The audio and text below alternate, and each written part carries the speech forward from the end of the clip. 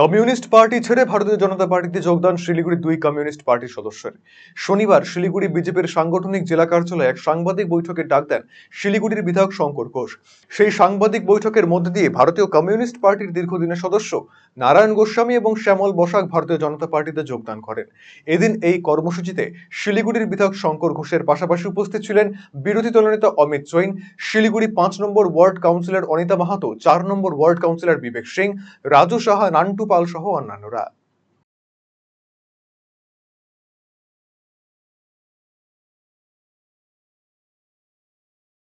সহকর্মী বিবেক সিং আমাদের ward number 4-এর councillor, আমার সহকর্মী অনিতা মাহাতো আমাদের 5 নম্বর ওয়ার্ড কাউন্সিলর, আমাদের প্রত্যেকের উপস্থিত হলে অনুমতিক্রমে এবং আমরা আজকে দুজন এমন মানুষের জয়েন করাচ্ছি তারা দীর্ঘদিন বাম আন্দোলন, যে আমি যখন রাজনীতি শুরু করি ছোটোবেলায় সেই সময় তার মধ্যে আমার পাশে বাঁ হাতে যিনি বসে আছেন সেই নারায়ণ গোস্বামী,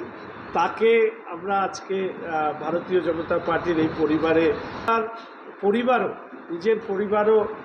বিখ্যাত পরিবার, তাদের অনেক শিষ্য রয়েছেন, ফলে স্বাভাবিকভাবেই আজকে